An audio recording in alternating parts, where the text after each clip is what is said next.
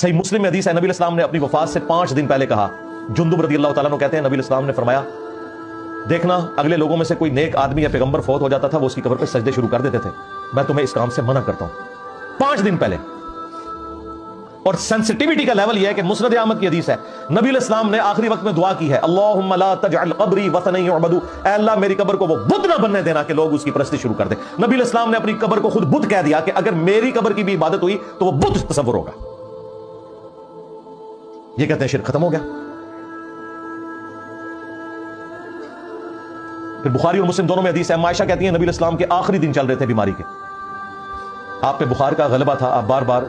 اپنے چہرے اقدس سے چادر ہٹاتے، پاس پانی کا ایک پیالہ تھا، ہاتھ اس سے گیلے کر کے اپنے چہرے پہ پھیرتے، بخار کی حدت کو کم کرتے، اور ساتھ ساتھ کہتے لعن اللہ الیہود والنصارى اتخذوا قبور انبیائہم مساجدا، اللہ کی لعنت ہو یہود و نصارہ کے اوپر، انہوں نے اپنے نبیوں کی قبروں کو سجدہ گاہ بنا لیا تھا۔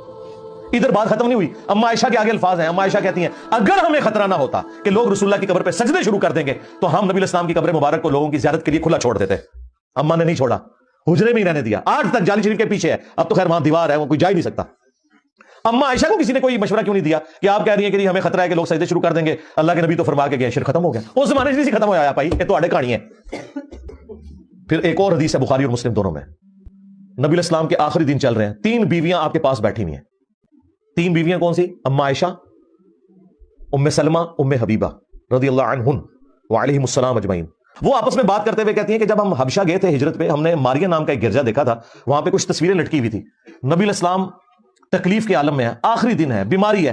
آپ اٹھ کے بیٹھ گئے، آپ نے فرمایا ان میں یہی خرابی تھی، جب ان میں کوئی نبی فوت ہو جاتا تھا، نیک آدمی مر جاتا تھا، اس کی قبر کے اوپر تصویریں لٹکا دیتے تھے اور پھر وہاں پہ سجدے شروع کر دیتے تھے، قیامت کے دن یہ لوگ بدترین مخلوق بنا کے اٹھائے جائیں گے۔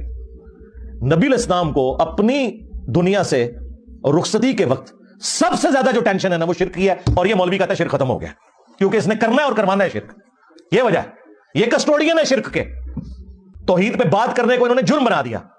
پھر بخاری اور مسلم دونوں میں حدیث ہے، نبی علیہ السلام نے فرمایا تم بھی اگلے لوگوں کے پیچھے چل پڑو گے قدم با قدم، بالشت بر بالشت، حتیٰ کہ اگلے لوگ اگر گوہ کے سوراخ میں بھی داخل ہوئے تم بھی وہی کام کرو گے۔ صحابہ کرام نے پوچھا یہ اگلے لوگوں سے مراد کیا یہود و نصارہ ہے؟ آپ نے فرمایا اگر وہ مراد نہیں تو اور کون سے لوگ مراد ہیں؟